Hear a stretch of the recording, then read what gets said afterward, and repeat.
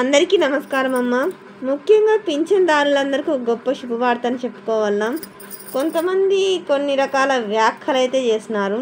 అదేంటంటే పొద్దున్నే ఉదయమే పింఛన్ ఇంటి దగ్గరికి వెళ్ళి ఇవ్వాలా, ఎట్లా ఏం కథ అని మాకు అవసరమా కొంతమంది చెప్తున్నారు. కొంత ఆలస్యం అయితే అవసరం కాదా అంటే ఒకటి చెప్తున్నాను, ఫ్రాంక్గా మాట్లాడుతున్నానమ్మా. పింఛన్ తీసుకునే వాళ్ళంతా 60 సంవత్సరాలు దాటిన వృద్ధులు ఉంటారు. అంతేకాకుండా ఒంటరి మహిళలు, వికలాంగులు వీళ్ళే ఉంటారు. అర్థమవుతుందా?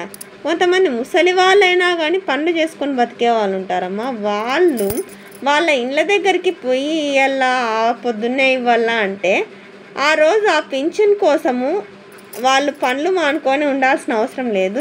ఒక్క రోజే కదా, ఒకరోజు తొందరగా వచ్చి పింఛన్ ఇచ్చేదానికి అన్ని మాటలు అంటున్నారు. నేనేం నా పర్సనల్ ఉద్దేశంతో అంటున్నాను.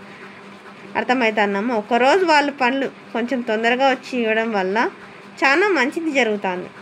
సరే, దానికి సంబంధించిన పూర్తి వివరాలను వీడియోలోకి వెళ్ళి చూద్దాం. ఇంకా మన ఛానల్ సబ్స్క్రైబ్ చేసుకుని వాళ్ళు ఎవరంటే దయచేసి సబ్స్క్రైబ్ చేసుకొని లైక్ చేసి షేర్ చేసి మీ ఫ్రెండ్స్కి, రిలేటివ్స్ అందరికీ సబ్స్క్రైబ్ చేసుకోమని చెప్పండి. ఇంకా ఆలస్యం చేయకుండా వీడియోలోకి వెళ్ళిపోదాం.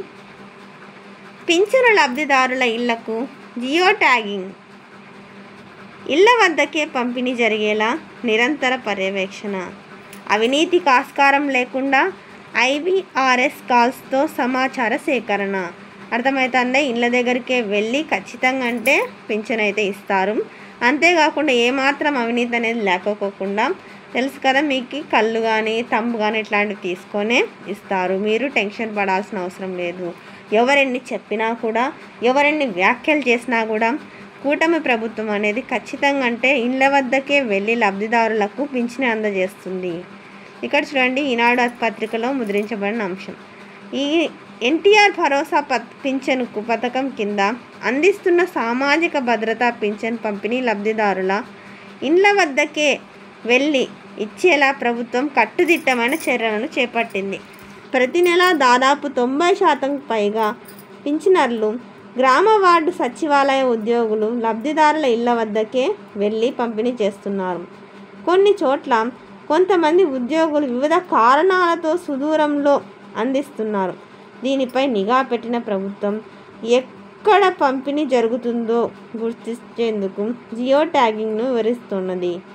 డిసెంబర్ 31న జరిగిన పింఛన్ పంపిణీలో జియో ట్యాగింగ్ ద్వారా గ్రామ వార్డు సచివాలయ ఉద్యోగులు ఎక్కడ పింఛను పంపిణీ చేశారో ప్రభుత్వం గుర్తించింది.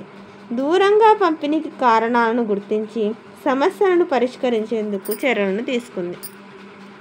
కొంతమంది ఆమె అంత తొందరగా వెళ్ళి వల్ల మాకు ఫ్యామిలీస్ ఉంటాయి కదా, రిస్క్ కదా ప్రయాణాలు చేసే కన్నా, కానీ ఎందుకు అంత రిస్క్, ఎందుకు దూరంగా వెళ్ళినారనేది చూసుకున్నారు. 53 లక్షల మంది లబ్ధిదారుల ఇళ్లకు పూర్తి పింఛన్ అనేది. లబ్ధిదారుల ఇళ్లకు జియో ట్యాగింగ్ చేయడం ద్వారా వారి ఇళ్లకు 300 మీటర్ల లోపు పింఛనీ పంపిణీ జరుగుతుందా లేదా, అంతకంటే ఎక్కువ దూరంలోనా అనే అధికారులు అంచనా వేస్తున్నారు. అంటే ఒకవేళ కొన్ని చోట్ల ఖచ్చితంగా అంటే ఇళ్ళకే వెళ్ళి ఇస్తున్నారా, లేకపోతే ఎక్కడ దూరం ఉండి వాళ్ళని వచ్చి ఎక్కడ తీసుకుపోమని ఏమన్నా అధికారులు చెప్తున్నారనేది ఇక్కడ గ్రామ వార్డు సచివాలయం వాళ్ళు ఎక్కడ దూరం ఉండి మిమ్మల్ని వచ్చి తీసుకొని పోమంటున్నారా అనేది ఇక్కడ చూసినారంట. రాష్ట్ర వ్యాప్తంగా 63.34 లక్షల మంది సామాజిక భద్రతా పింఛన్దారులు ఉండగా డిసెంబర్ 31న పింఛను పంపిణీ నాటికి 53 లక్షల మంది ఇళ్ళ జియో ట్యాగింగ్ పూర్తయింది. ఆ రోజు పింఛనీ పంపిణీ పర్యవేక్షించిన ప్రభుత్వం సుమారు 50 లక్షల మంది ఇళ్ల వద్దనే పింఛనీ పంపిణీ జరిగినట్లు గుర్తించారు. మిగతా చోట్ల కూడా చాలా వరకు సర్వర్ సమస్య కారణంగా 30 మీటర్ల కంటే ఎక్కువ దూరంలో పంపిణీ జరుగుతున్నట్లు అధికారులు గుర్తించారు. అల్లూరు సీతారామరాజు జిల్లా ఇతర ఏజెన్సీ ప్రాంతాల్లో ఈ సమస్య ఎక్కువగా ఉంది. ఫిబ్రవరి 1 కల్లా మిగతా లబ్ధిదారుల జియో ట్యాగింగ్ కూడా పూర్తి కానున్నట్లు అధికారులు వెల్లడించినారు.